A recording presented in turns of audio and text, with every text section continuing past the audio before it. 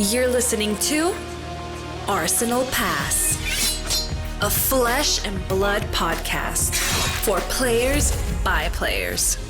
And all about strategy, leveling up, and the latest news in the world of Wraith. Welcome to Arsenal Pass. Hello everyone and welcome back to episode 192 of Arsenal Pass. Hayden Dow here with Pankaj Bhojwani. This week on the pod, as we close in on Christmas, we say farewell to the 2024 competitive season. I think that's it, right? The Calling Chicago, that was the last competitive event of the season, which you're at, which we'll talk about very soon. We're going to look a little bit about some of our favorites and some of our what would I say? Least favorites, maybe, Pankaj. I was going to say most hated, but I'll say least favorites of the year when it comes to cards printed. Most disliked is kind of the way Okay, I've been phrasing it. Most hated does sound way too strong, but least favorite also doesn't quite cut it. Like, it doesn't, at least for me, it doesn't quite cut it for the disdain I have for some of these cards. So I've been using most disliked. All right, deal. Most disliked. Get out of my face. Before we get on to the main topic, though, and chat down some news, kind of Cookout, things like that, you're in Chicago this past week for the Calling. How was your week in Flesh and Blood?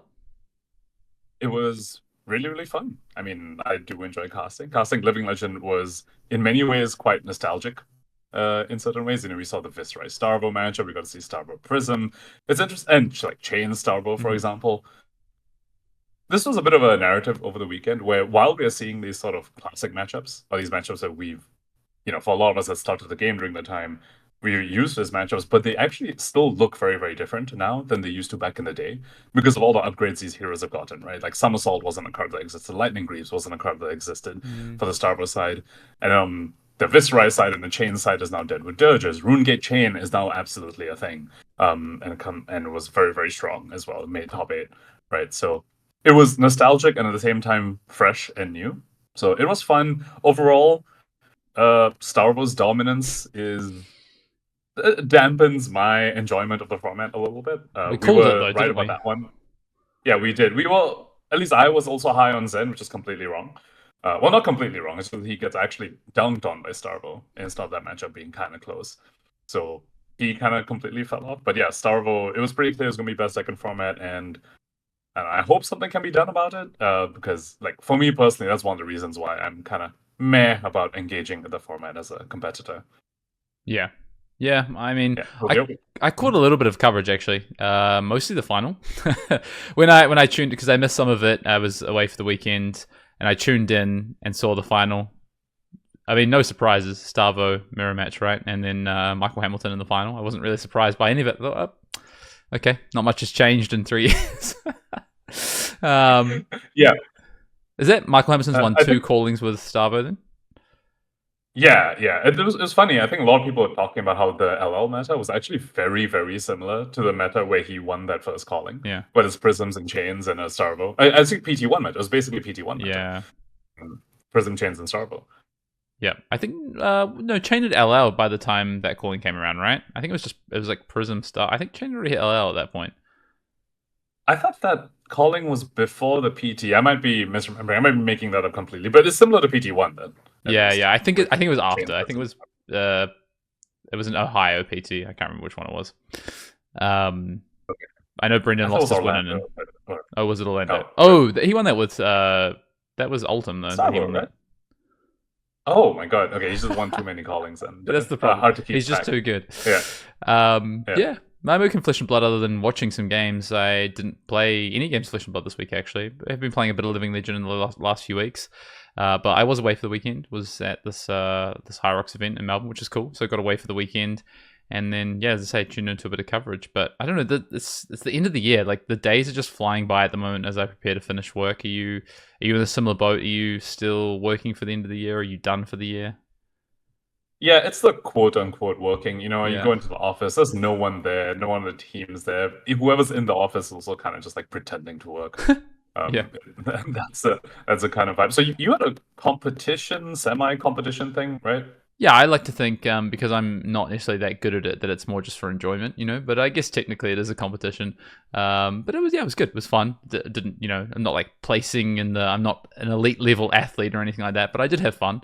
So it was pretty cool. It was a nice weekend away with friends as well. So all in all, a nice time. Nice. Yeah, no injuries this time. I did injure myself last time doing this, so no injuries. Oh, that's good to hear. Yeah. Good start, right? That's good. Yep. The news. First of all, congrats, as you say, to Michael Hamilton for taking down yet another calling. How many callings has Michael now won? I'd have to go and look. This must be 4 callings that he's won, right? I definitely remember 3. There was the one before the Starvo, there was the Starvo one, and there was this LL one. Yeah. Remember 3, and knowing him, there's probably oh wait, that was an Icelander one. Yeah, he won a calling on Icelander as well, so it's definitely at least 4. Yeah, there you go. Plus Worlds, And Nats, and US Nats that same year. Yep, exactly. Yep. It's funny, I just put down a note, GOAT conversation, this greatest of all time. Because, to be fair, Michael, a very dominant player, didn't necessarily have the best sort of like 12 months from like Barcelona to Worlds the following year, between that period, right? But in recent few months has come back on the scene and put up some results. And to be honest, right, like this game is hard, and even the best aren't going to be top 8ing every single Pro Tour, every single calling, but they do a fair chunk of them. And Michael's obviously over the last few months has, again, been putting up some pretty impressive results. So 2 things about that. Did you watch the dev talk that happened, I think, shortly after Amsterdam, where James White called Michael Hamilton out specifically and was like, hey, you need to show up and start putting up some results again. And then Hamilton goes in top 8 Worlds and then goes and wins this LL calling. Funny. It's really funny. The Manor cast, they after Hamilton top 8'd, their thumbnail, like Roger Buddy was talking about how that was like and I took that personally moment from Michael. And actually, he mentioned this in the interview. So the second thing I want to point out about like Hamilton's, in a sense, absence since Barcelona was he talked about this in an interview when he won the LL calling, was that when Zen was meta and Zen was the best deck in format, he just wasn't really enjoying the game very much and he didn't really engage with it. He didn't even show up to Amsterdam, for example, when it was Zen's reign of terror. So I do think part of his absence was not he wasn't putting up the results, he just wasn't engaging with the game at all. Yeah. So, it's funny that he didn't show up to Amsterdam and then played New at Worlds. Yeah. It's like regular New, not my thing, but Count Your Blessings New, though, that's where it's at. Exactly. When New got the Rosetta upgrade, if you will. Yeah. We have had a few more preview cards for the Hunted. Anything in particular that you think we should touch on that you've seen released over the week that's piquing your interest post last week's pod? So we now know a little bit more about Chaos Assassin. Arachne Marionette has been spoiled since the last time we spoke. Changes into a different Agent of Chaos at the end of the turn if an opponent's marked. And then there's 6 Agents of Chaos, at least at the time of this recording. We've seen 4 of them. All of them have sort of the standard skeleton of they get to discard an assassin card to give something +3. One of them is only daggers, but I believe all the other 3 that we've seen so far are assassin attacks, which includes daggers, funnily enough, at least the daggers that we know of so far. All the daggers an assassin can use are also assassin attacks. Mm-hmm. So as far as I can tell, the dagger-specific Arachne is the most restrictive attack reaction. But then they have every time a dagger hits, the opponent loses an extra life.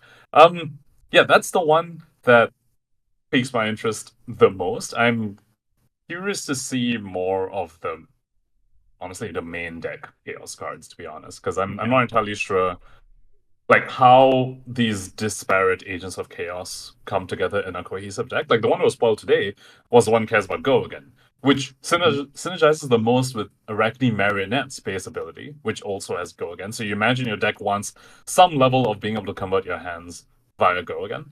But then the other Arachnes, 2 of them are disruptive, like Arsenal Disruption and Hand Disruption. So it's and then there's the dagger one, randomly that's just losing 1 life. So I'm just curious how the deck looks like that puts all these different concepts together, and I'm quite excited to explore that when that comes around. Any spoilers for you stick out? It's just so interesting. It's kind of, we knew something was like this was going to happen, but to have a hero that's going to change its text box, and in many ways. That's just very interesting, and I'm just curious to see how good Arachne Marionette is, because this mechanic is quite interesting. It's potentially complex. It's potentially the play. I guess the level of enjoyment, speaking about enjoyment, I'm just curious about how enjoyable this is going to be to play against. It could be really fun, honestly, and I hope it is. So I'm just curious to see how this kind of plays out. From a card standpoint, yeah, I've also just been keeping an eye on, what's coming out to support these. Things like the Tarantula Toxin, for instance, which is the choose one or both. Target dagger gets +3. Target card defending an attack with stealth gets -3 this turn. Things like this are quite interesting to see how they play into it. Other than that, I mean, no, not particularly. Nothing. We saw this like lay low card, which is we've seen a common spoiled now. Which, okay, this is quite interesting to me. So lay low is a yellow 0 cost generic defense reaction, defense 3. Says if you're marked, you can't play this. If the attacking hero is marked, the next attack this turn gets -1. This card is like some of the highs and lows of how good a card can be, right? If you're not marked, this card is going to be very powerful. If you are marked, this card is a cracked bauble, right?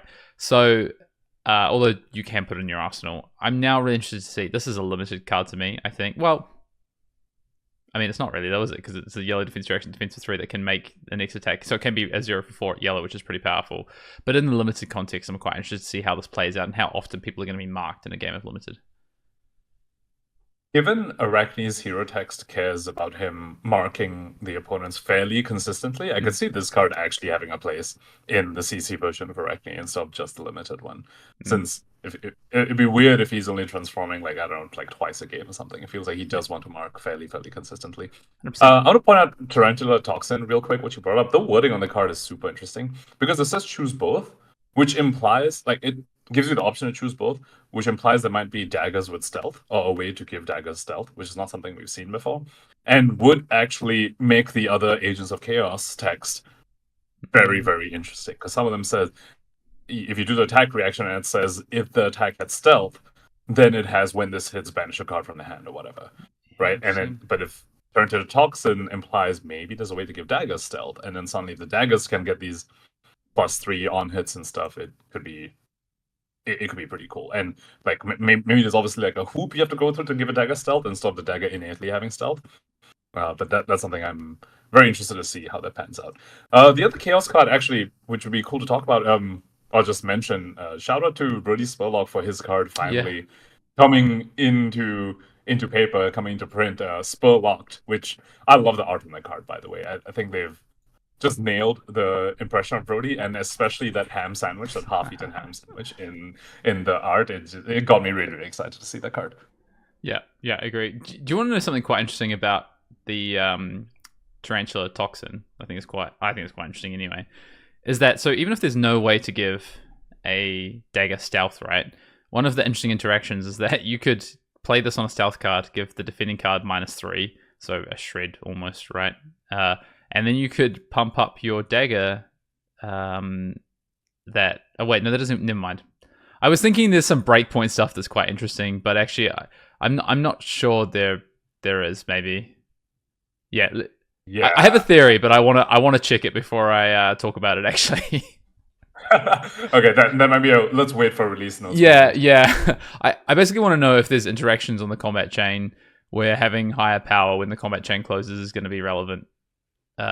Like needle, needle like kind of like needle. Yeah, Zephyr needle like, but in the reverse. So I want to see if that's relevant actually. Like a brittle dagger thing. Yeah, I want to know. Yeah, I'm interested. Right. Were there any other spoilers that stuck out?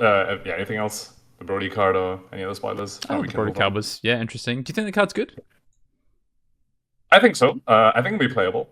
I do enjoy the mind games on it. I also do enjoy the care that was taken to firstly translate that from his original vision, which I don't know if you ever read the original card, but that was novel. I read it 10 times. I still didn't know what it did. But I think it's captured the similar spirit, and I also appreciate the care that was gone into it to make it easily done in paper. So the card says choose a number randomly or write a number down randomly, but specifically says 1 to 6, and the Arachne heroes, like the Chaos The Agent of Chaos that you transform into also 1 to 6, which makes it very, very easy to just represent that on a d6 instead of actually getting out a piece of paper and writing something down. So both those cases, I very much like that. It's paying attention to the fact that most people will show up to an event with at least a d6 for whatever reason, just maybe to represent attack value or roll dice or whatever, just to decide who goes first, like an odd even sort of thing. So the fact that they've also made it easy to do the mechanical part of these cards in paper through the use of dice is something I wanted to call out. Yeah, it's very cool. I also hope that we start to see Brody showing up in spurred cowboy boots at all events. I think this card is potentially quite good though. It's interesting because it's not. It is a dual interaction card, right? The opponent can spike you on this potentially, or you could both choose 6 and it does nothing. And there'll be some real kind of implications of this card. But we spoke the other week about blue 3-block 0-cost cards that say go again on them, and this is one of those cards, so it's going to be relevant. Like it just is the case, right? So yeah, I'm most excited for this card in the end game. When both players are low life, that's the part where I feel like, this card could just introduce some very, very interesting game states and mind games. Agree. All right, so moving on to the Command and Cookout.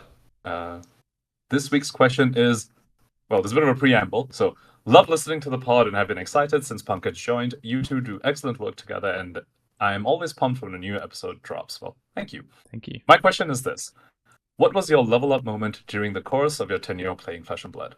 I have heard on a lot of different podcasts when hosts described the game or matchup they were playing when they were finally pushed past the point of grinding armories to winning events, that there was a moment where things clicked and or fell into place. What was that moment for the two of you? Cheers, Indoor Adventures.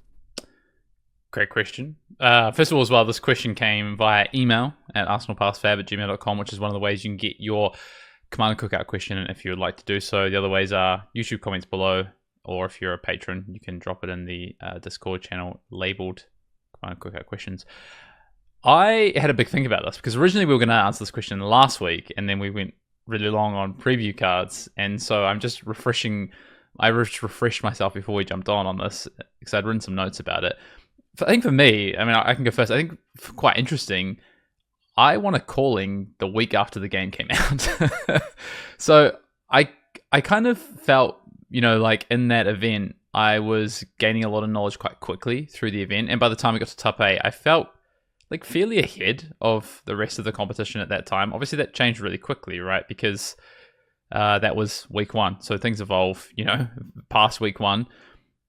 I think this game is quite interesting because I think those that were immediately able to understand kind of some of the value metrics or just inherently how to win turn cycles just immediately performed really well at this game. And I think that was something that nowadays you see most people at a calling level, a PTQ level, a ProQuest level, a regional qualifying level. You see that from most players, I think, but you just didn't in the first kind of 18 months of this game. I think it was almost like that was kind of the upper echelon of players were able to decipher that faster, and then it became more common knowledge, better players, people playing more things, etc. So I actually think, I guess the one where things started to click or fall into place for me from that kind of next level up standpoint, not just kind of understanding the basics of the game, but the part of really feeling like I could compete at a top level with some of these players that were really starting to establish themselves as the best players in the world was Worlds in 2022. And I think it was the Worlds where I made top 16. And I think what I kind of learned a lot was in the prep and understanding what makes a good play or what makes a card good is just a lot simpler than I think sometimes people will talk about, It's keeping it simple. It is the consistency. It's a lot of things that we've talked about on the pod, in the past 2 years, but even things we talked about last week about how to deck build better. It's about being consistent. It's about focusing on few things and really honing in on them and having good plans. These are the things that started to click for me. And from a gameplay perspective in particular, I think it was this time as well, prepping for this event draft-wise and playing draft at Worlds in 2022 of the way to get the upper hand and to win games is just to understand your position in the game. Like, what is happening to me right now? Like, my game plan might be X, but is that the current position I'm in? Or do I have to trade for different kinds of value right now because that's the situation? Because I know I've got more powerful cards left in my deck. I'm going to play for those cards. I have less powerful cards left in my deck. I have to win the game now, for instance. And for me, honestly, that's kind of where it happened. I think what's just interesting, lastly, I spoke about that gap to like maybe more like an Armory player versus like a ProQuest player, a regional qualifier player, all the way through to calling him Pro Tour player, being kind of these really large gaps back in the day. And I think people could quickly jump those gaps. And I think a good example of this, I thought, was like the Covenant guys, Team Covenant. People like Zach, who kind of started playing the game, tested with, I think, some players who understood the foundations of the game, and then immediately like jumped up 2 or 3 levels, I think, winning a battle hardened, or what they were called at the time, I can't remember, like a battle hardened equivalent pretty quickly, topping events. And I think this happens quickly for people when they got to that kind of level. But now I think with this game, there's like another level beyond that, which is that more like contextual kind of skill, so to speak. What you said earlier about the average skill level of, that skill level of the average player in this game having increased quite significantly since when you started, I definitely agree with that. I think that is quite clear when you look at the level of gameplay that we get to see on coverage and stuff.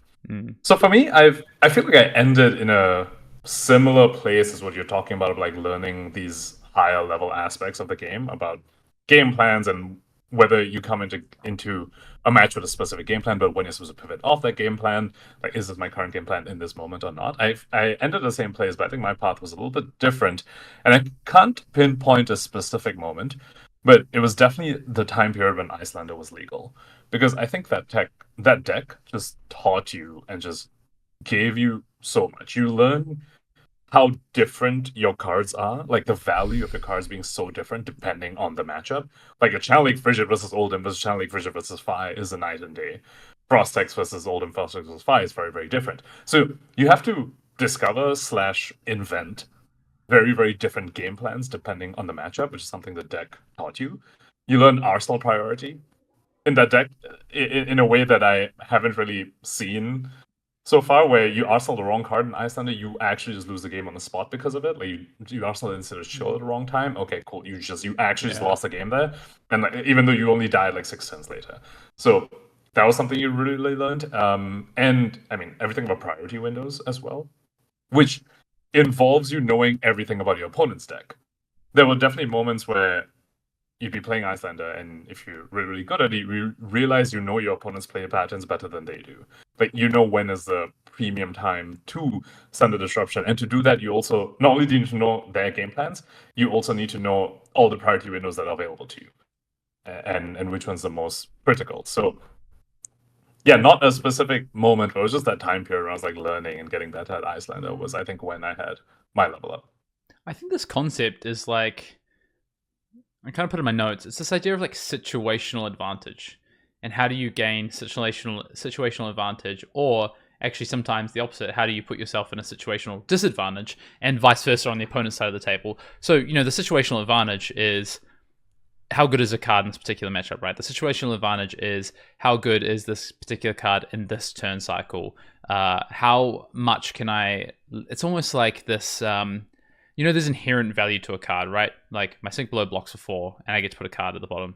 Then there's, this kind of non-inherent card value, I guess, which is like it defends a on-hit effect, for instance. And so I think there's this idea of understanding, you can understand the inherent power of a card and win turn cycles that way. And that's kind of this. Yeah, I think this is a nice analogy. That's how you get that first level. What's the inherent, what's built into the card is the advantage. And then that next step is like, what's the non-tangibles of the card? What is you actually getting advantage of that isn't printed on the card or isn't so face up on the table? And it is those things. And that is, I think, that situational advantage or the situational disadvantage. And some of these decks accentuate it heavily. Like I think Icelander is one. I fully agree. The first 20, 25 games I played with Icelander, I was like, I keep losing to my Arsenal. It's so insane. I need to get better at this. It's ridiculous. Or I keep losing to not using my 2 block attack actions in the right way and then finding hands late in the game with, like not enough of them or too many of them, for instance. So, I love that idea. I'd love to chat more about this theory in the future as well. Yeah. The Islander Oldham matchup, real quick, is I think the one that exemplified what we're talking about adapting to game plans while in the middle of a match. I think that was one of the clearest examples I can think of that matter, where you start the game and it's very reactive.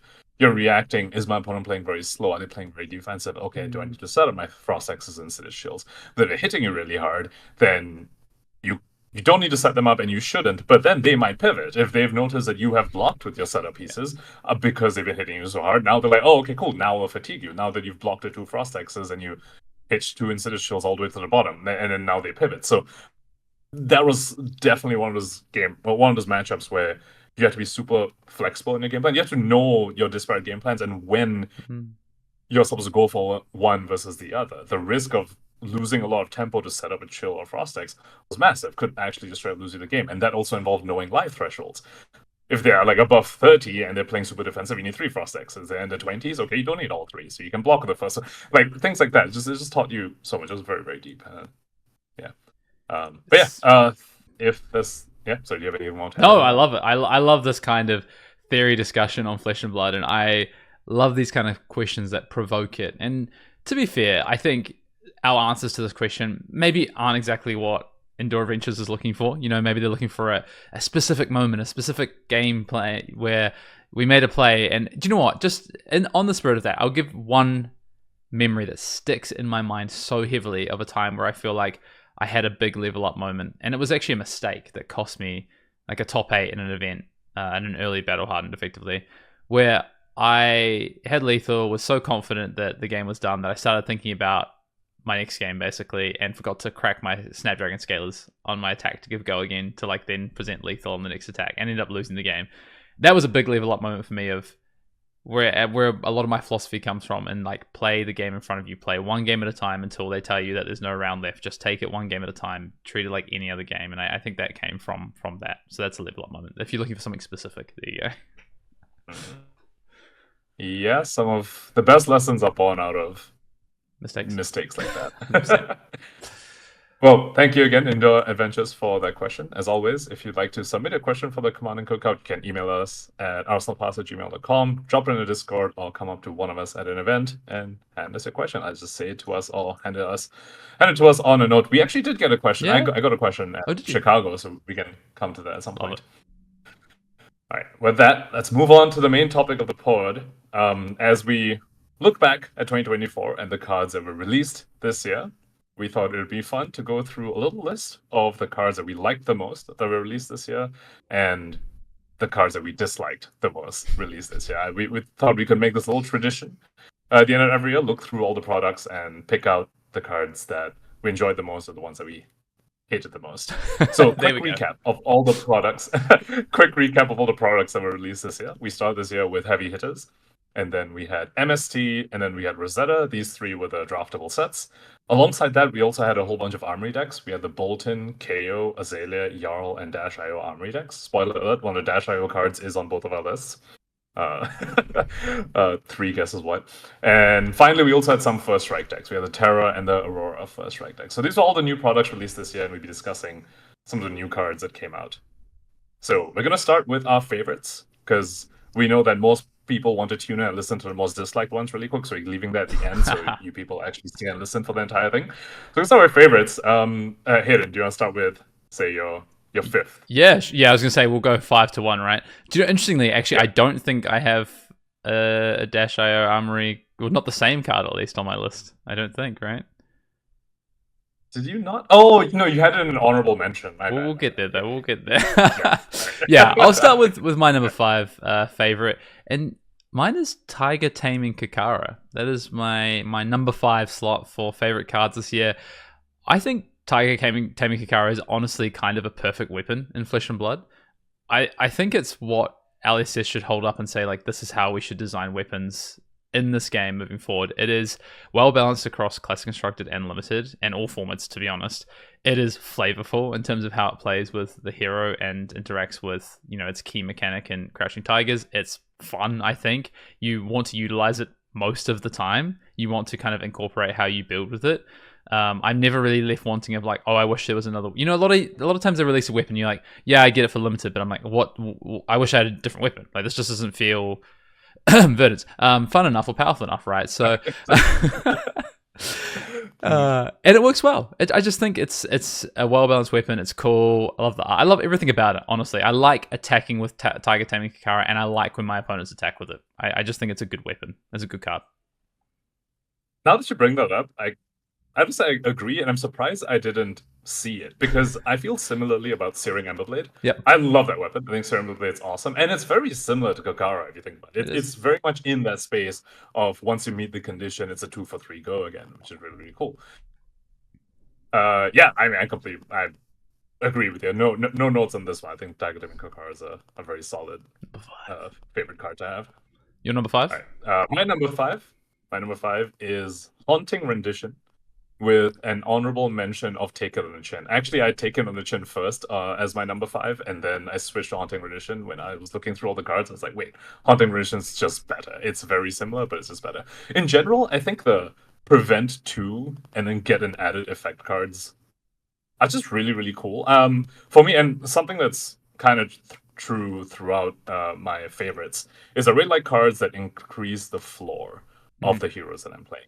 And I think Haunting Rendition, Take It on Chin are right in that spot where they don't feel overpowered. They're not serving a massive spike turn, which is supposed to blow my opponent down and be like extremely unfair. They're just increasing my floor. They're just letting me do the thing I want to do more often and make my deck feel less clunky. Like in Kasai, Take It on Chin is very essential. It's one of the best go again cards. Not only is it giving me go again on my swords, which is a brick condition in the deck where I didn't draw my go again, it also lets me swing both swords off a yellow, which is something that Kasai really, really needs, right? Because so much of the deck is yellow, she can't run as many blues as a normal dual-wielding warrior would like. So Take It on Chin's Haunting Rendition for Vincent is kind of like Funeral Moon that also prevents 2, which is awesome. And unlike Take It on Chin, has a much better floor in that when you draw multiple, you can actually like use both of them or block at one and then use a prevention on the other one. Whereas when you draw multiple Take It on Chins, you can't do that. Which is why Haunting Rendition was promoted to number 5 and Take It on Chin was honorable mention.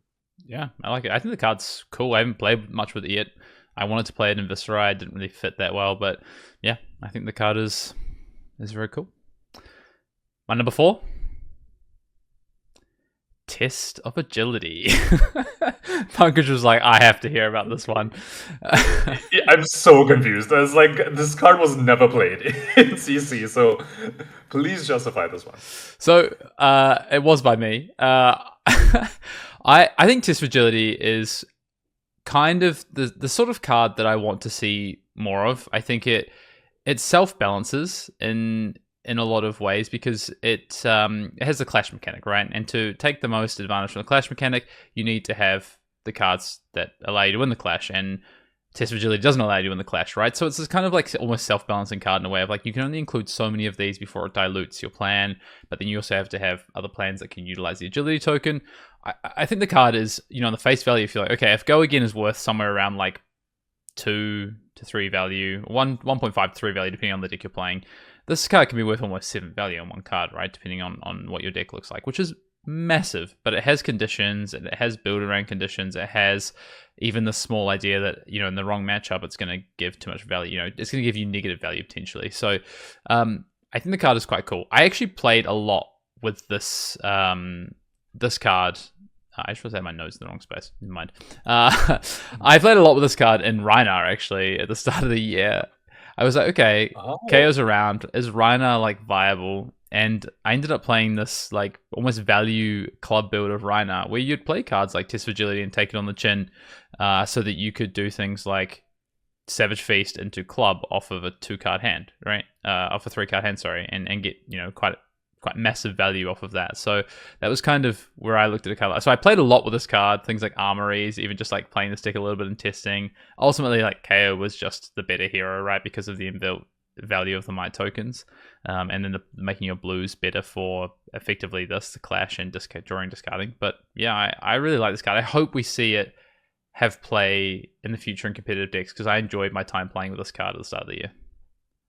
That's a really interesting play pattern now that you bring that up. Go again, Savage Feast, and swing the club. And I was like, wait, just do that in KO because he has taken a in this one, but he doesn't have two hands to swing the club. Two So you hands can't from the do club. that. Because the club, when the club's with 5 value, like it's insane. Like I'm here playing these 4-card hands where you're like, okay, block test of agility, make an edgy token. Also, I know the card I'm drawing for like Arsenal target off of Feast, or if I want to play something like a swing big off of it or something. But even if you don't, you're like, okay, here's my 15 damage off my 4 cards, and I've got an Arsenal. Like, sick. And Intimidate. Yeah. The what you said about self-correcting kind of what comes...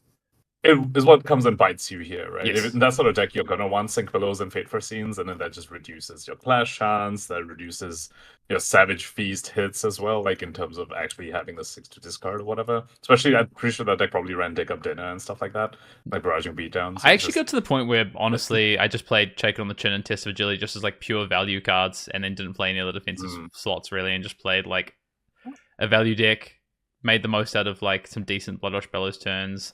Just like trying to do like 12 to 15 off of like 3 cards as much as possible. That was the deck really, but it just wasn't good enough in that meta. So yeah. All right, so my number 4 is Weakest Link, because I feel like for a long time we've needed more than just Command and Conquer as just a solution to take aggro decks off their 4 or 5 card hands. And for a long time, CNC was just the only thing we had, and Crown of Providence kind of always counted the first CNC. So I liked Weakest Link as the 3 block specifically. We have had other cards like, was it Humble, Cut Down to Size, even Erase Face, Blanche to some extent, that could go and disrupt the opponent.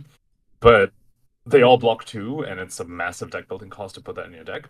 Whereas Weakest Link blocking 3 is something I really appreciate, something that just gives the decks that just need a little more disruption. And this was something I particularly felt during a Zen meta, where I was like trying to not play Zen and like decide how to beat it, and looking at all these other disruptive tools are available, and everything just came up short compared to Weakest Link. So I have a good feeling about this card.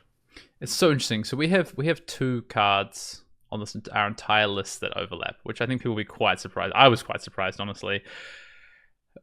But we almost had an overlap in this card, Weakest Link, except it would have been on different sides of the list. Mine would have been in the most disliked cards, not the most liked cards. And I actually agree with a lot of, like, basically all the points you say about Weakest Link in terms of, but also that's why I didn't like the card. Like, it felt like such a necessary print to be able to interact with such a powerful set of heroes that like, for instance, when you play this card against a non-MST hero, it's generally pretty bad, right? Because even those decks that do have the cards that it can hit, they're playing in ways where they can play in response, or they actually are playing a defensive deck to be able to play. I just think this card, as much as it's interesting, as much as it's had a really important role in helping balance some ridiculous stuff happening in this meta this year, I don't enjoy playing this card. I don't find it very fun to play.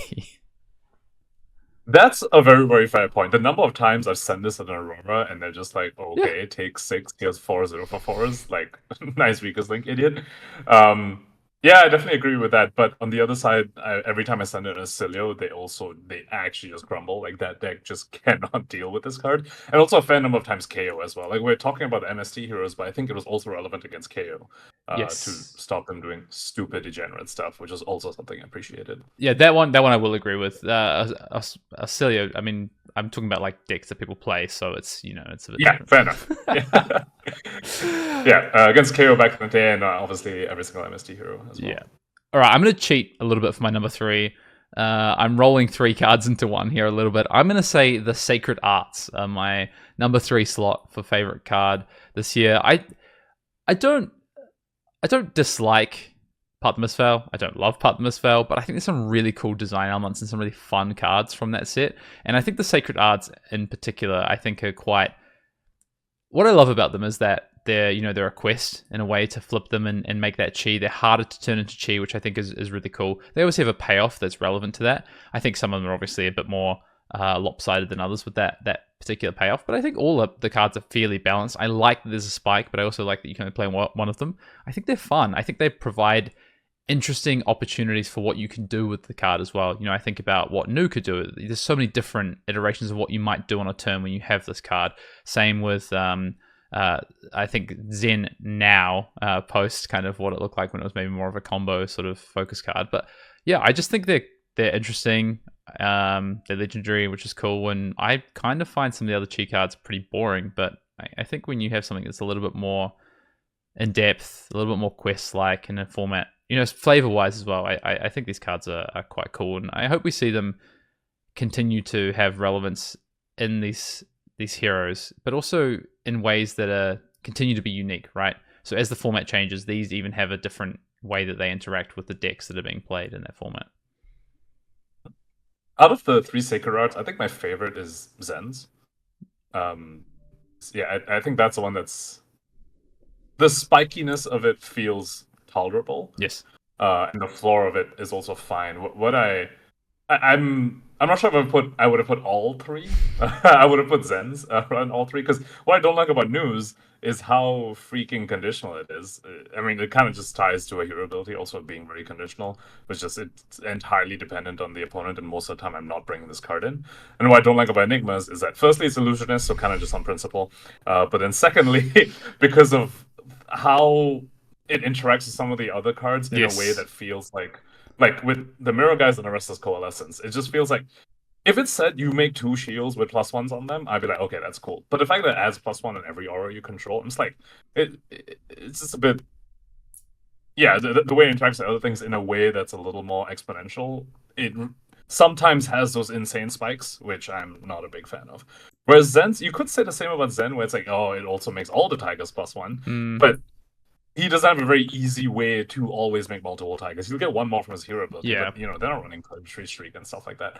And also, even if they are making other Tigers in other ways, like Harmonies or whatever, the spikiness of it is still just like a little bit more. Whereas when it's a +1 counter on a Restless Coalescence or a Mirror Guy, like a +1 counter on that spikiness just feels a little bit high for me. Yeah, I don't love the exponential value on that card. I think the card is quite cool. The problem I have is with those 2 cards in particular. But when you're making additional shields, or you found ways to, or you're using your hero ability, stuff like that, it is more balanced, I think, which is the cool thing. But yeah, I don't have a problem with the card so much as I do with some of those other cards, which we might talk about. Yeah, maybe. All right, so my number 3, which kind of goes into my theme of the just raising heroes' floors. So my number 3 is Malefic Incantation, which adds consistency to both Viscerai and Vincent in a way that is strong but not overpowered. It just smooths out their turns, right? So Viscerai, like Vincent, for example, just always had a problem of not having that final last rune chant to actually play the rune gate card after they banish and start their turn, and Incantation solves that. For Viscerai, it also has the added benefit alongside Rune Rager Swarms to help him play around Warmonger's Diplomacy in a way that's also, in my opinion, like fair. It gives him game into that card, which I think previously was kind of obnoxious, how it would just completely shut down his turn completely. But now if he has like 1 or 2 of these on the board and a Rune Rager Swarm or Gloomveil, Warmongers is still having an impact most of the time, but it's not completely just gutting his turn. So raising the floor for both these heroes and not giving them that crazy obnoxious spike. To some extent, I guess if you set 3 or 4 incantations, you play Mondretide and Viscerai, sure, that's maybe a spike that some people might not be okay with, but there was like 3 or 4 incantations in the field. The typical use case is just adding just a little bit more oomph, a little bit more consistently, turning on these cards that care about creating auras, turning on the cards that get discounted by a number of rune chants that you have, like the Rune Flashes and the Amplify the Arknights. I'm going to sound like such a Viscerai boomer. I loved playing Viscerai so much, and I have not been able to play Viscerai in this new kind of iteration of Viscerai. And I think Incantation is one of the cards I don't enjoy very much. At least I think this was the other card. Yeah, the other card on my honorable mentions for most dislike. For most disliked. Yeah. Yeah. So go on. I mean, I really like it for Vincent. I think it's such a cool card. I think it's quite unique with Vincent as well. Like, I think all your plays are often quite different off of the back of this, and you can use it in quite unique ways. I just feel like when I play this in Viscerai, it's fitting the same profile every time. Which, to your point, is the consistency. But I don't find it particularly interesting, and I feel like sometimes you draw it late and it's kind of whatever, right? And it's kind of bad and it has no adaptability. And then sometimes you draw early and the card is like ridiculous. And you're like, oh, the value I'm getting out of this card because I'm gonna get 3 chances to hit a Mordred Tide when I have it out. All these things. I'm just like, I don't love it, to be honest. The card has really high ceiling and like honestly like kind of has a reasonably low floor, like when you do draw them late. I don't know. Just the card hasn't been when I first saw this card previewed, or when we first saw it, I was like, yeah, this is gonna be great. I'm gonna love this in Viserai. And then I played it, and I'm like, this does the same thing every time, and I don't know, I find it kind of boring. Interesting. So we have different takes on this, because Yeah. my take was that this raises the floor and doesn't have an obnoxious ceiling. But you're saying that actually has a pretty bad floor and a very high ceiling. It doesn't have the worst floor. I think there's a lot of cards in Viserai that just generally have some pretty poor floors, I think. And I do think that is why Viserai is one of the most inconsistent decks around at the moment, honestly. And why I've enjoyed playing it a lot less than... I feel like Viserai's power level, obviously Skalata aside, right? If you talk about just Viserai's power level in the formats where it has been, like playable, I think it's been quite a consistent kind of power. Like your cards, there's redundancy.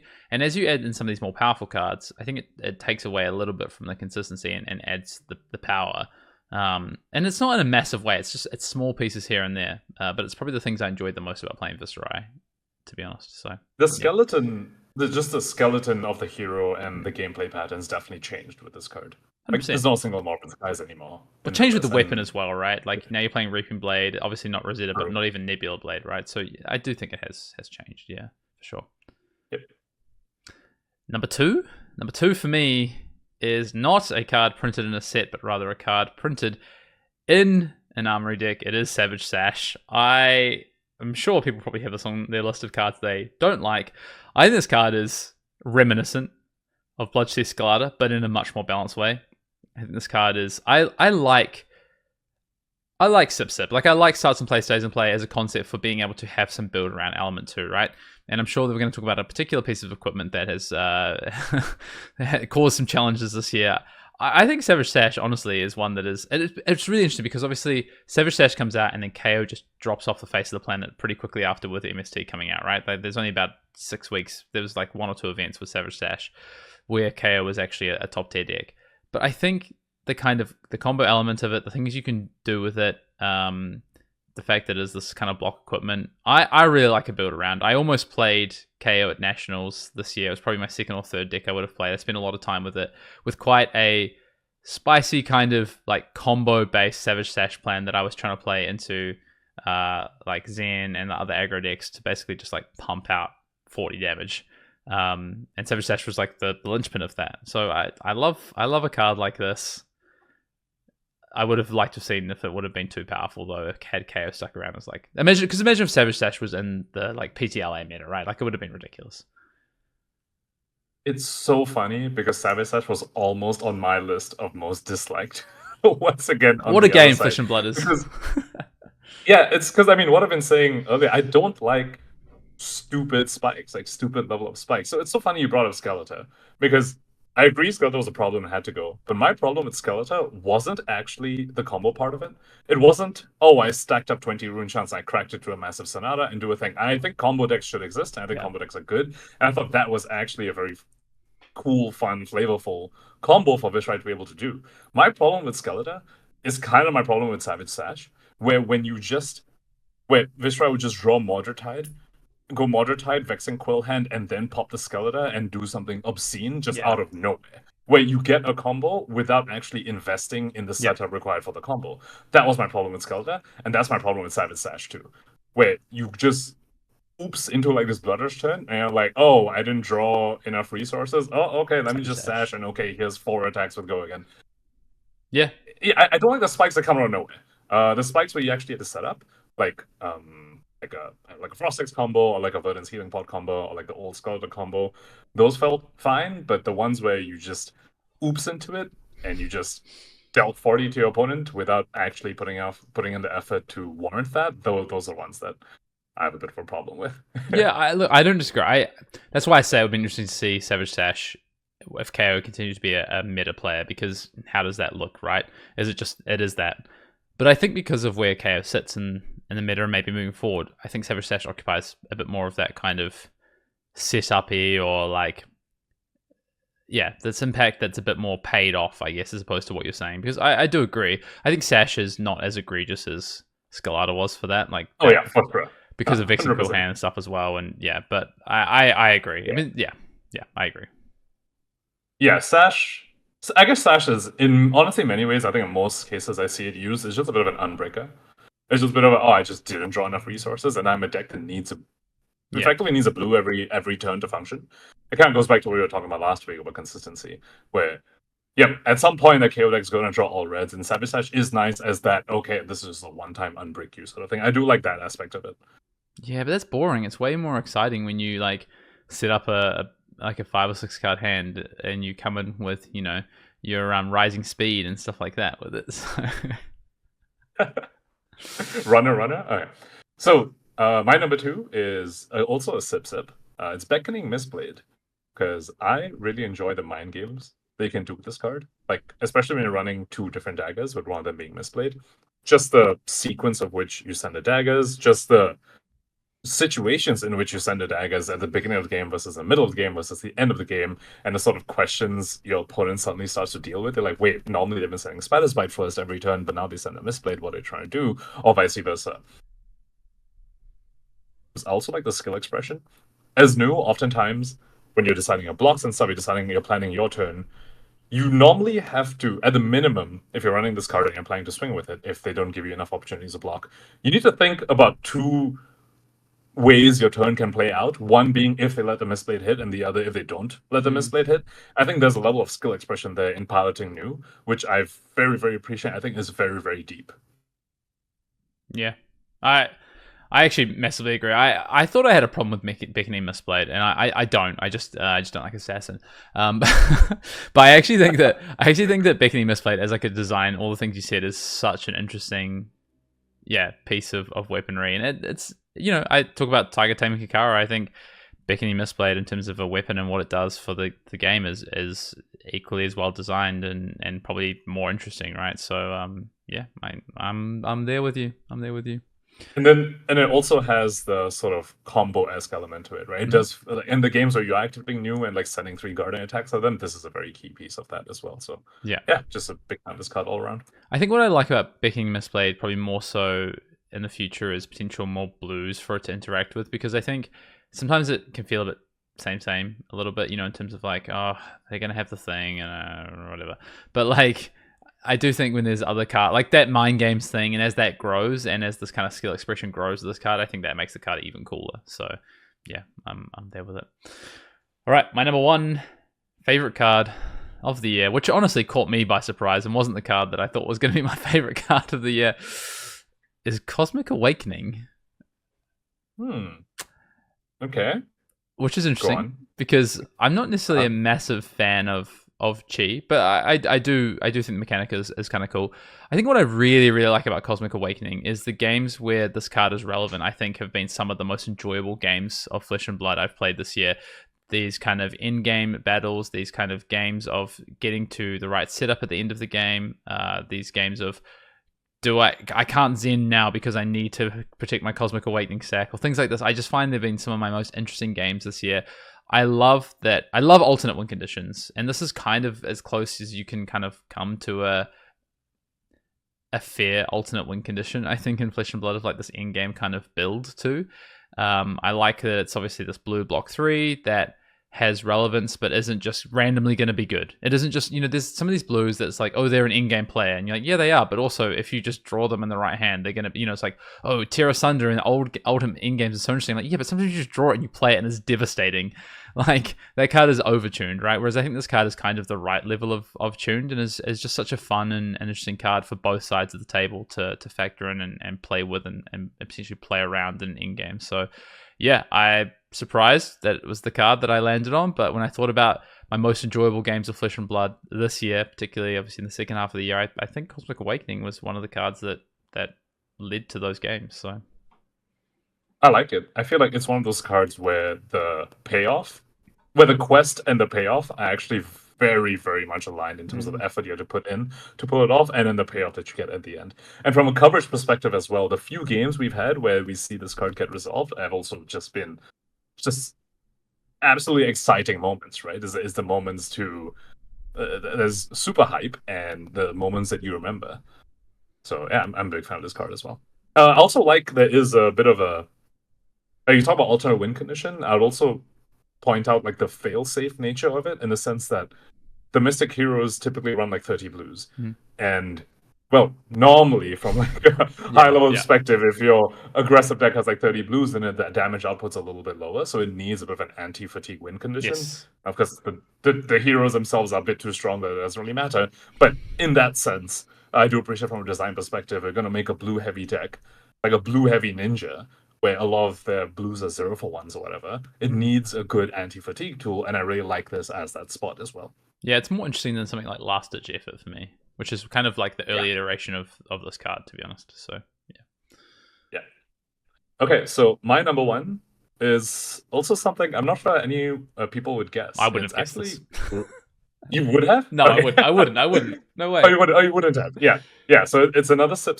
It's actually Grains of Bloodspill. This was the card where, when it was first spoiled, I was like, oh, this just seems very weak. You're not gaining any value. You're just like moving it from one turn to another. Like, what's the point? It doesn't help. It doesn't solve Warrior's problems. And when I actually played with it, I realized it is very elegant and flavorful for a lot of Warrior's issues. So the whole shtick about Warrior is getting advantage and then snowballing that advantage, right? Part of the issues that runs into, like Dawnblade Dory, for example, is, okay, you've drawn a little bit of extra resources on this turn, but you've got your Dawnblade counter. And next turn, when you have your 1 or 2 Dawnblade counters, you drew all reds. That is... This is backbreaking. You lose the game on the spot, right? And as I actually also had on coverage before, too, at one of the PTs. The Dory was super ahead against Akatsu, and it drew all reds when they had the counters, and then kind of just died. This was before Grains of Bloodspill came out. And I feel like Grains of Bloodspill solves that problem a little bit, where it lets you smooth out your resources from turn to turn, which I think is very important for Warrior. When you are on the front foot, the worst thing that can happen to you as Warrior is drawing the all red, and then you lose your snowballing advantage. So I like that. It's flavorful in that Warriors are meant to be sort of transferring the advantage from one turn to another, snowballing it from one turn to another, right? You see the currency in Kasai, you see the Dawnblade counters on Dory. Okay. Dual wielding War is a little bit different, but generally the others, the wager mechanic as well, all that is very, very push advantage for the future turn and keep rolling that over and over. So I like that. And then finally, this was the one which actually made me fall in love with this card, is the interaction with Reprise. The other problem Warriors has a lot of time is, I'm holding Zansong response in case they block me and I really need this on hit. And so I didn't block this response even though I could have, but then they didn't block me because they read that I have a Reprise. Now what do I do with this card? You pitch it and you get a Vigor. It's obviously less value than blocking 3 or getting the +3, but the fact that you can actually convert that card despite Reprise being denied was what really made me realize this was super elegant and flavorful solution to a bunch of Warriors problems. Yeah, I really like Grains of Bloodspill. Not played a lot of Warrior since the cards come out, but I do really like this card. I just think the card looks cool, especially in cold foil. Mm-hmm. So yep, and I mean block 2 as well. It's just a solid piece of equipment. It's temper. Yeah, temper. Yeah, nice. Cool. Okay. All right. So with that, should we move on to our most disliked cards, Hayden? Yeah, I guess is there maybe any shout-outs to honorable mentions that didn't make your list very quickly? Yes, so Rootbound Carapace and all the wind-ups for me. Rootbound Carapace just, again, increases the floor. It just lets the Earth Heroes do what they want to do in a way that is thematic, that they want to be a little more blocky, but progresses their game plan. I like D-Reacts that aren't the generics as well, because right, Sync and Fade are just a little bit too omnipresent everywhere, so I like everything about that. The fact that it is Earth as well, so it can be decomposed, is very nice. And the wind-ups, for a similar reason as well, especially in KO, like Agile wind-up. Just being able to smooth out the turns, being able to, I convert this card to an action point on my turn because I got tempo, I couldn't convert my hand, and I don't want to roll Scabs. Just a card that moves away reliance from whatever Scabs is to actually, I'm going to convert this. I'm going to use a card for an action point, which is normally underrated, but helps you increase your floor. So both those cards for me in the shoutouts. What about you? I had a few. We spoke about Taking on the Chin already. I think that card's great. Stonewall Gauntlet was a card that I enjoyed using this year, and I think is quite an interesting piece of equipment that we're going to see be relevant in the future of Flesh and Blood. Long Draw Half Glove as well. I think a piece of equipment that was very interesting for solving some of Azalea's problems that it can have with the format and just utilizing cards in an interesting way. And then And Runner. Warmongers. Yeah, exactly. Yeah, getting around Warmongers. Runner, I think, is also a very interesting card and a card that I enjoyed playing. And was kind of sad that it started to get cut and not make the grade in KO, to be honest. But a card that, again, I was playing a lot of in Rhina, and I like these sort of interesting effects on a class card. So, yeah, those are mine. Should I kick us off with the most disliked? Yep, let's do it. My number 5 is, in fact, Count Your Blessings. So I have this on my list too. It's just a little higher up, but yeah, I'll let you do your spiel and then we'll. Yeah, should we talk about it? So I have it at number 5. Do you want to talk about where you've got it, and we can just talk about it together? Yeah, I've got it on number 3. Okay. On my most disliked. So you go first. Yeah, well, I think for me, this. I mean, obviously I played it at Worlds. I think this type of idea of printing these kind of cards is neither bad nor good. Like, I think there is a world where it's correct to print cards like this, and I think there's a world where it's incorrect to print cards like this. I don't necessarily think that printing it in Rosetta was a mistake. I think what the challenge is that it's just very easy for these cards to go wrong. And I think that is kind of the challenge of what Count Your Blessings is. And I actually don't think it went massively wrong, but it went slightly wrong enough, just given the context of Part the Misfail, that it was the wrong time to print this card. Had this card come out in a different set in different circumstances, this card could range from, where it's sat today to potentially unplayable, right? And I think that is the reality of this card. So I don't hate and I don't dislike it, but given the fact that where it did get printed this year and the impact that it did have on the game, I did dislike it, but I thought number 5 is a perfect spot for this for me in terms of it definitely wasn't some of the most egregious cards that I have took issue with this year, but it had a lot of impact on the format, so I felt like it had to be in my top 5, to be honest. So to some extent, your issue with it was that it gave a power bump to Enigma and Nu, which are already some of the best decks. Is that your problem in terms of the timing that was released? Yeah, it's not even a power bump. It's like, it kind of is, but it's a very slight power bump. What it is like, it's a bump, it's a very small bump that basically forces you to have to play it because of what the meta was standing for at the time. And it was enough of a bump that it just was correct to do so. And I think that was my challenge, was just when it came out. And the card, honestly, it just makes games feel very same all the time, and I don't think that's particularly enjoyable. But at the same time, I think having these kind of cards in the game is, like, I think fatigue and more defensive controlling strategy should be a thing.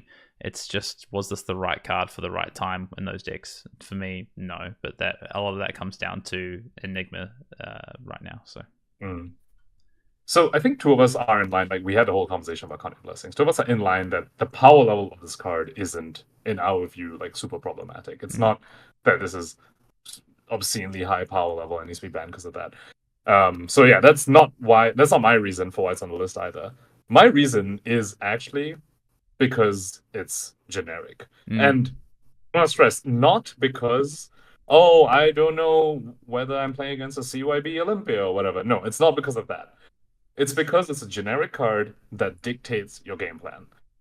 And I think that takes away from flavor and hero identity. I don't like generic cards that define game plans. I think generic cards should be in the space where you have, like, your sinks and your fates and your CNCs, where they kind of just fill in gaps and just fill in holes for what your hero's trying to do, because your hero's class and talent pool doesn't support it. Like, if, like, Verdance and Florin came out and CNCs and weakest links and sinks didn't exist, the heroes are actually just dead in the water because they just don't have enough disruption or enough defensive pieces in their class and talent to go ahead and just shore up those holes. And I think generic cards should fit in that paradigm, rather than this is your game plan as dictated by these 9 generic cards that you're putting in your deck. And kind of doesn't really matter.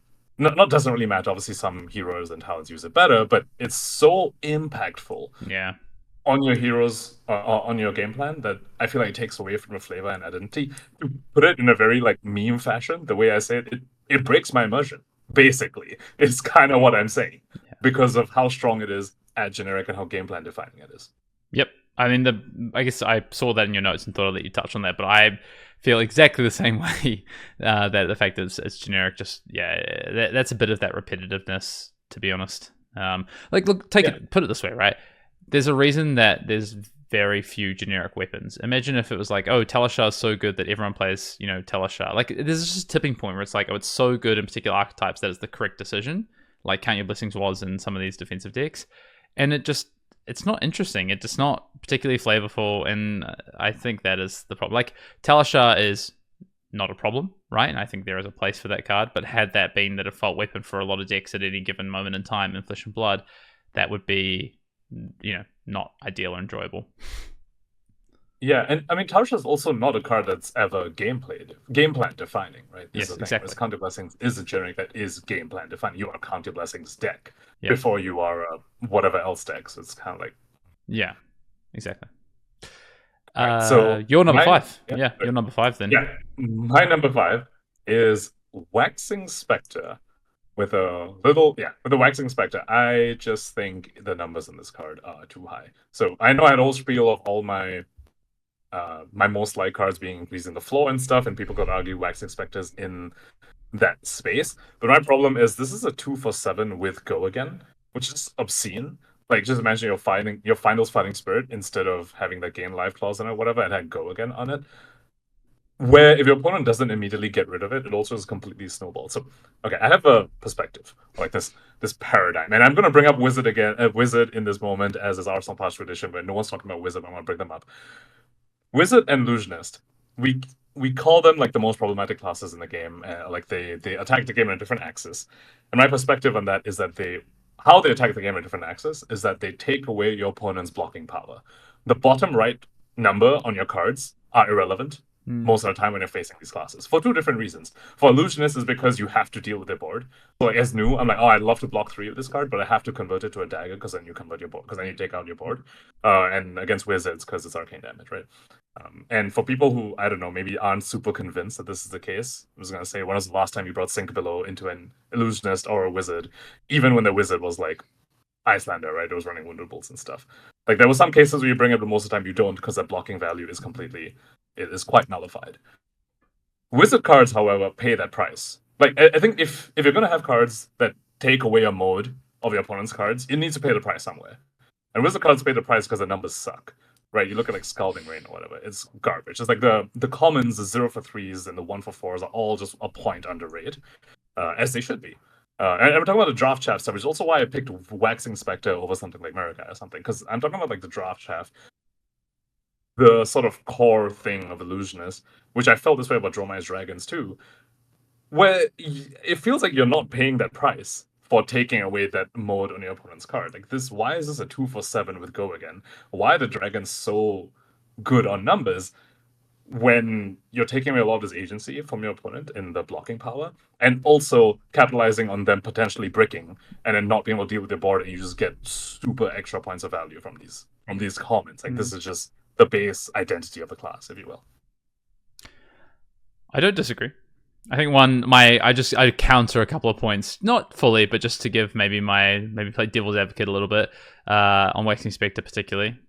One, it doesn't have a defensive value, so you do pay a kind of trade in that to an extent. I'm not saying it's completely, trades across effectively, completely what's the value of it.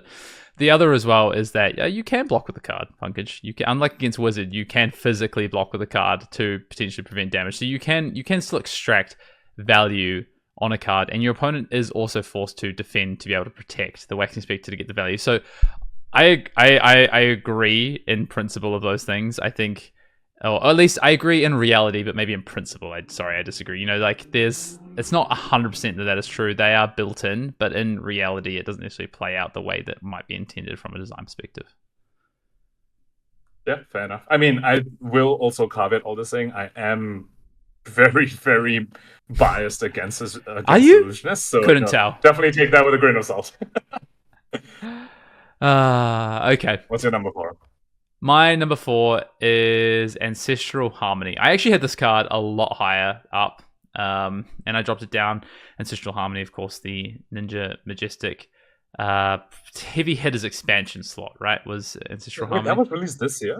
Okay. I actually had it higher. I've dropped it down a little bit because I think when I think about Zen's impact, I think it clouds my judgment on this card a little bit.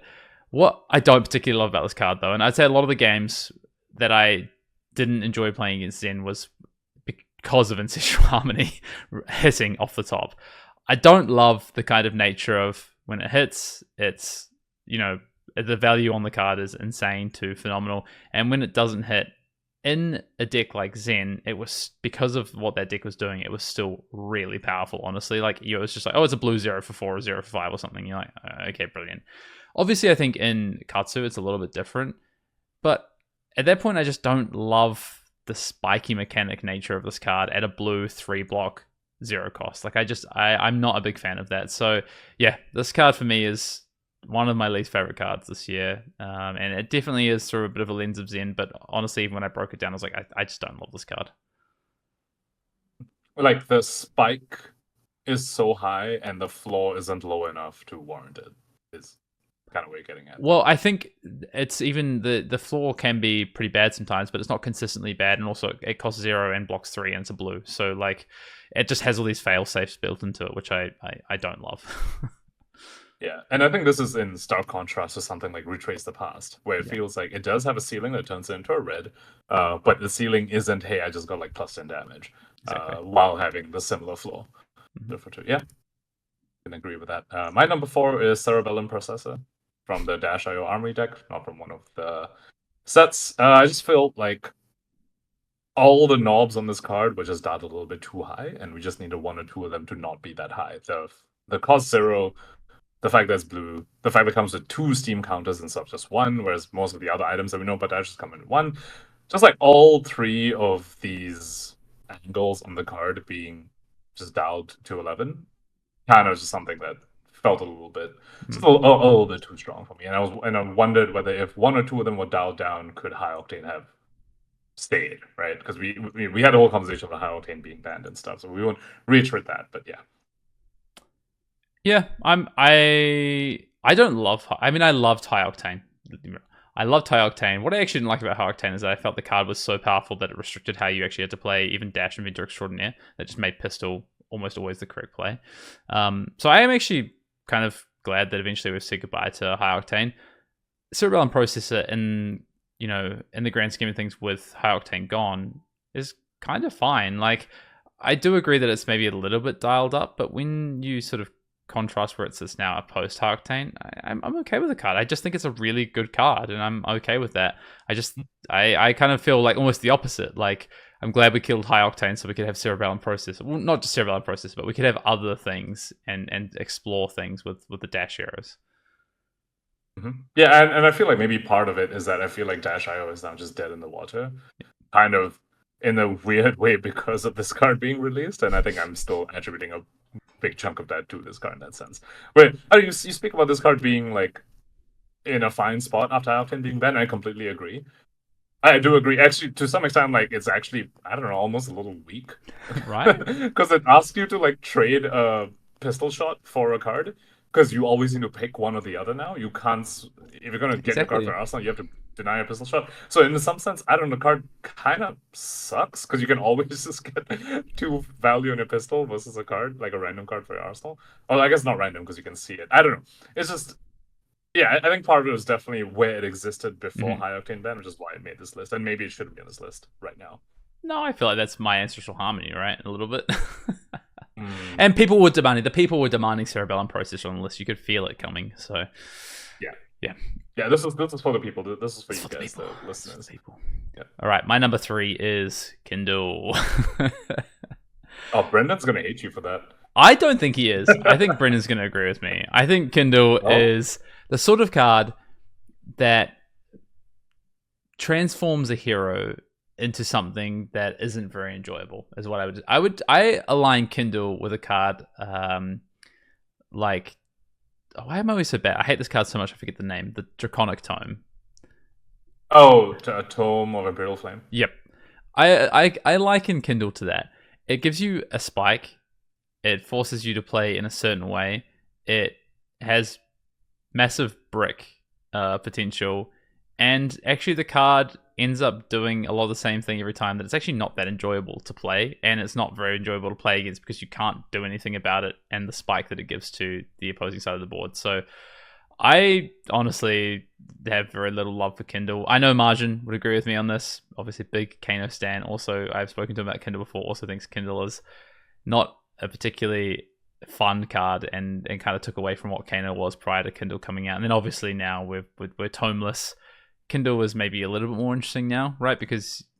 But I think maybe I'm just a boomer, right? And it just killed something I loved a little bit. But yeah, I'm not. Same with the Tome Imperial Flame. Just don't have a lot of love for these kinds of cards. So remind me, did Kano decks shift dramatically after Kindle came out? So we talk about Tome of Imperial Flame. Like there's a class of cards in that category, right? Tome of Imperial Flame, Art of War, where those cards existing or not existing actually change like 20 or 30 other cards in your deck. Sure. Right. In that sense, like Dromai's entire resource base changed and a whole bunch of things changed. Art of War, like when it was gone, now Zens all need to kind of switch completely. Was Kindle on a similar level? I'm just curious. I don't completely remember. I don't know but I don't think that's what I take issue with. I don't think like it transforming a deck is necessarily the thing I fully take issue with. It's probably the patterns of gameplay that it introduces, and it lowers the consistency, increases the spike level, and in quite a substantial way through just one card is what I don't love. And to be honest, though, Tome of Imperial Flame didn't. I think ultimately what ended up happening is people went, yes, you must play a red line Dromai, and then people realized, well, actually, you can just play like the better version of Dromai with playing this card, I think, and so people move back to that. So maybe it's more like 10 cards different, 7 to 10 cards different. But I just think it's even not necessarily about that. It's just about the play patterns and the enjoyability of having to play against these cards, where you're just like for instance, you sit down against Dromai and you're like, okay, I start my thing, and they're like, oh, turn 2, I have Tome Imperial Flame. Here's a bunch of Ash that I needed to play these. Now here's 3 dragons, and it's your turn. You're like, yeah, cool. And it's the same with Kindle, where you're just like, okay, I do the thing, I'm on 40 life, and they don't have an energy pot or a tunic counter, so I know they can't get me here. And then they're like, oh, well, actually don't worry, because I've just got Kindle, so it's fine, I'm just going to kill you. Whereas they couldn't do that before. So yeah, that's more my issue with it. Yeah, I think a point of decreasing the floor and also raising the ceiling, but to the point where you have to play this card, you have to live with that lower floor. Yeah, you have to do it. Yeah, that makes sense. Yep. So my number 3 was Count Your Blessings. We already went through that. So do you just move on to your number 2? Yeah, I'll do my number 2 because then we have an overlap to discuss. Yeah. So my number 2 is Manifestations of Miragai. I was looking for the card that I think is the card I enjoy the least about Enigma. And I actually I'm partial to playing some Illusionists. I've played Dromai, I've played Prism in the past, I've played obviously Enigma Worlds. I don't actually have a lot of love for Illusionists as a class, though. It's definitely in my lower half of classes. But what I do like about Illusionists is really interesting game states and really interesting kind of interactions between cards. And I think when I think about the card that was maybe most egregious this year for me, it wasn't Restless Coalescence, it wasn't Waxing Spectre, it wasn't Traverse the Universe. For me, it was Manifestations of Miragai, because the card is just so powerful and it interacts with all these other cards. And I was like, oh, some of these other cards are a real problem. But actually, if I take Manifestations of Miragai out of the equation, I think Sacred Art Immortal Shrine is a much more reasonable card. I think that, Restless Coalescence, even to an extent, is a much more reasonable card. So I even think Traverse the Universe and Enigma is a much more reasonable card at that point, right? When you're not just like, Arsenal the Manifestations, at some point block with my Traverse and hit the pivot button. So for me, yeah, it's Manifestations of Miragai. I think I played this at the world premiere in my sealed deck and was like, this card is just too ridiculous. I can't believe they printed it. And I've come full circle to that point. Yeah, in Limited, it's really, really it's broken. With you on that. But it's funny you bring up Traverse over there, because to me, in that sort of Traverse Manifestations of Miragai interaction, to me, Traverse is the accuser. Like, is the criminal, what's it called? The perpetrator? What I'm looking for. The culprit. Sure. Traverse is the culprit. Like, the reason I don't have Manifestations on my list is because I feel like without Traverse, I actually think this card is probably fine without Traverse. Like, without as you're saying, I just Arsenal the Miragai and I just have an on-demand pivot. I attribute that to Traverse. And I feel like without Traverse, you either need to go through the quest of second cycling, because Manifestation Miragai, or you chance into a double transcend or a way to transcend and critically have the action point to swing the Miragai. So if you're just drawing 2 cheese and you've Arsenal Miragai, firstly, think you took a big risk asking the mirror guy in that spot trying to draw 2 cheese. But even if that works out, you have all these no blocks. So when that chance happens, there is a cost associated with it too. When you don't have the on-board, on-demand get a chi. That was my take on mirror guy and why I didn't make my list. I think the cards are so powerful that you're just slamming the Mirage guy in your arsenal all the time, being like, well, at some point I'll draw a chi and another blue card, and then I have a win condition. Like, just so many of your games, I think, as Enigma boiled down to manifestations of Mirage guy. A lot of the time it's not even through Traverse. I agree, like, Traverse is a contributing factor to that, but it also, it still means that Restless Coalescence can feel a bit egregious sometimes when they're just like, hey, look, I did just transcend on turn 0 and kept one of the cards, and now his manifestations of Mirage guy. Here's a Restless Coalescence once I've already come in for 8. Now I'm getting like 6 additional value off that as opposed to just the 4. And I think it just snowballs, honestly. But yeah, that's just my viewpoint. Yeah, I mean, I hate the card too. To be fair, like I said, it's an illusionist card. But yeah, I was just playing a little bit of devil's advocate. I was just talking about why it wasn't on my list. Yeah. Okay, so my number 2, which is your number 1, is Siren's Call. Mm-hmm. I think I'm sure not many people would disagree with Siren's Call being on both of our lists and being incredibly high as well. Do you want to start the discourse on Siren's Call? So I think I'm going to be a lot lower on Siren's Call than other people in terms of the hate for this card. A lot of people go, they shouldn't print cards that are non-interactable, and like these, they shouldn't print effective hand disruption that's non-interactable, and these sorts of things is what I think is one of the biggest kind of critiques of this card, right? And especially being it the kind of cost structure that it is and everything, block 3, etc. I kind of agree with that. I think honestly what I've enjoyed least about this card is actually the swingy nature of this card. I do agree with that to an extent, but this card is either backbreaking or terrible, and I just don't enjoy that. I don't think that's a fun design. I think this card, I'm okay with having some non-interactable effects, but make it more balanced, I think. Make it a little bit more consistent and be a cost to do so. Like, if I think about... There's cards in this game that are non-interactable, but they're interesting. I think Chains of Eminence is one. I don't think that card's particularly good, but I think that card is interesting. And I think there is ways to... And you could dial it up. There are cards that are non-interactable that are also, to an extent... What's that? Felling of the Crown? Yeah, sure. Felling of the Crown. I think that is a lot more interesting from that extent as well. So maybe it doesn't need to be... And also people take issue with like the specific, you can target the hit, right? And I think I'm okay with that as a mechanic, but make it be a payoff to do so, right? Make it have to cost to do so. So yeah, but otherwise, yeah, I did have some really just hateful interactions with this card this year, like a lot of people did. So that's why it takes my number 1. It can bugger off, and I don't need to see it again.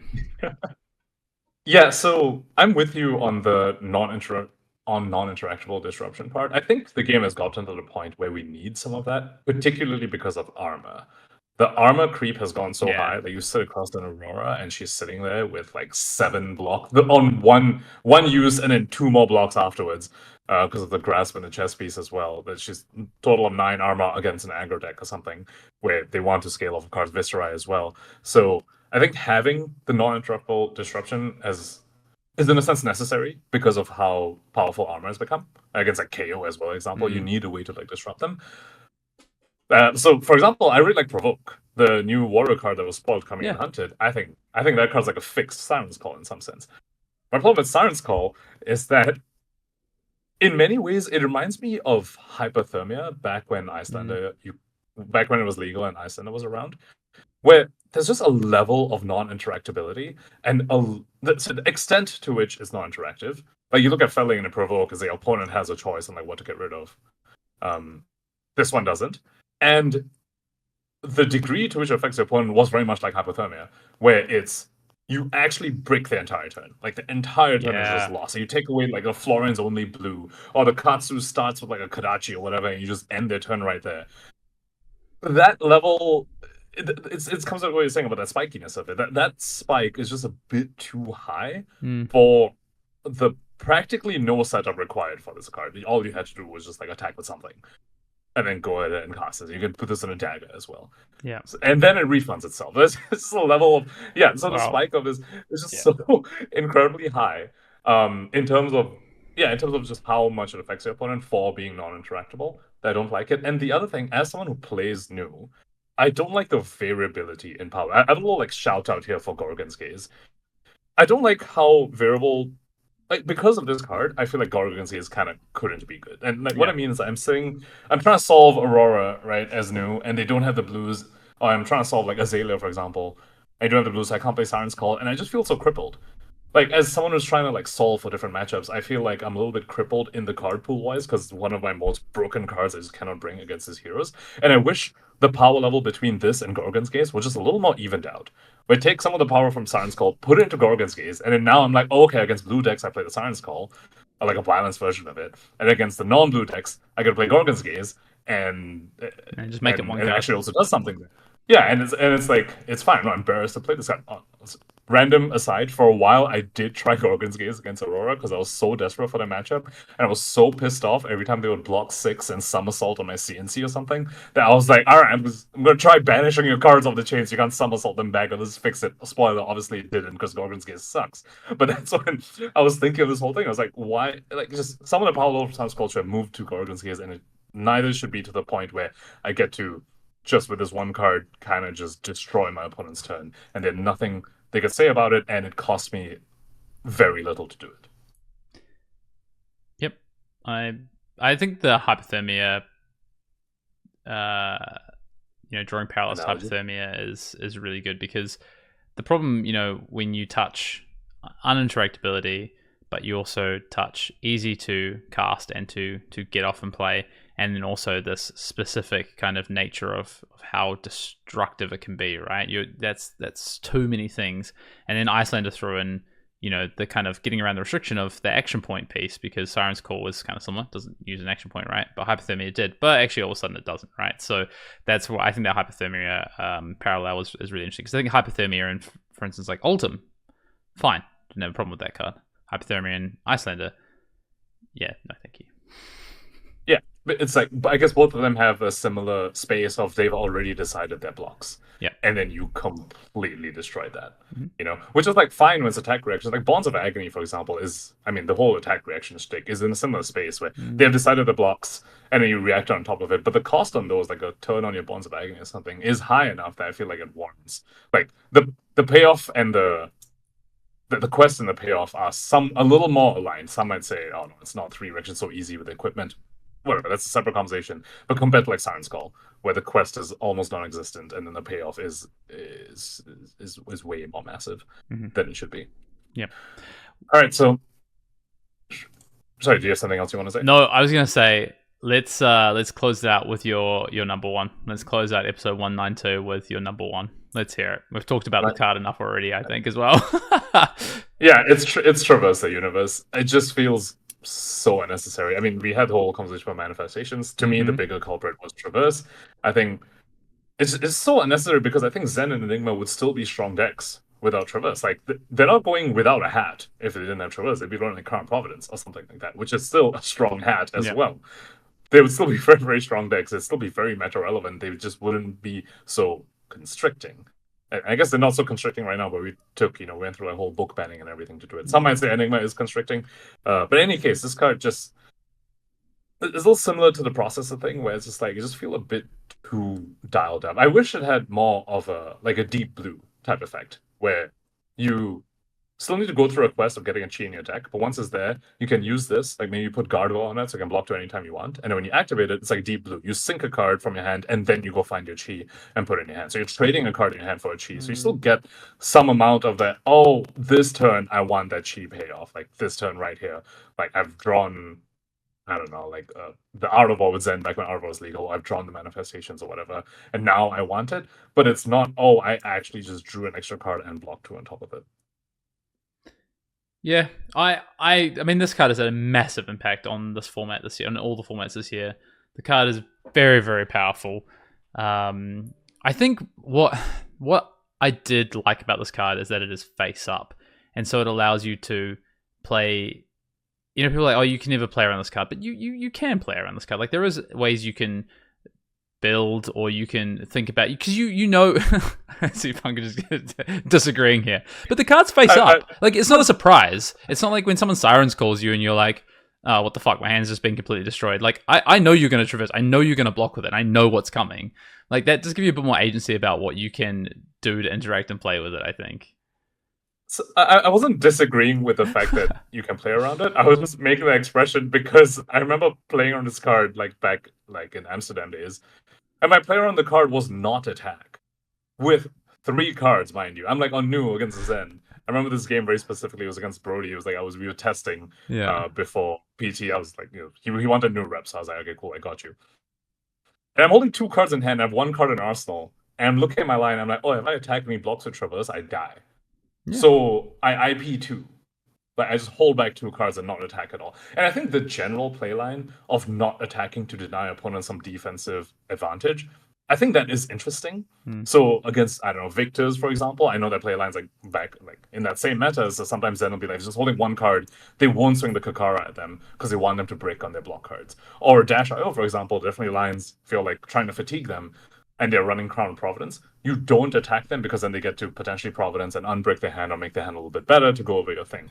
I think those kind of playlines are interesting and valid and should exist.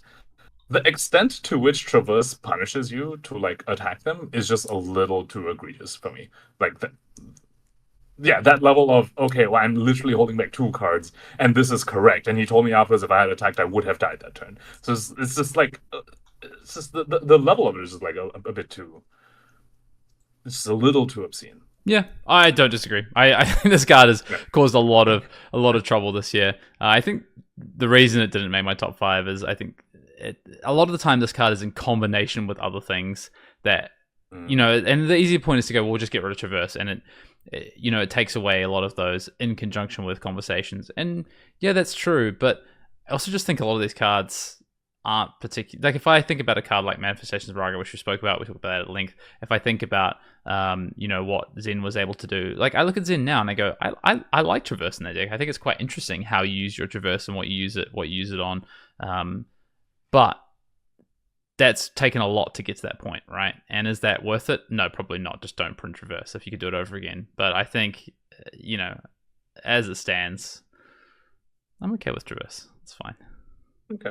I think even in current Zen, it is still on the stronger side. Like I said, I think, if you ask people, I think the 2 strongest decks right now in this meta, it is Enigma and Zen, and I think the Living Legend leaderboard reflects that as well in terms of the points both these heroes have accrued. And I think it's on the back that these 2 are the decks that actually play Traverse. I actually use it the best. And if it was just a little more toned down, like a deep blue type effect, it would, I don't know, like maybe they'd be more in line with everything else rather than just getting to draw an extra card at some point in the game while blocking too.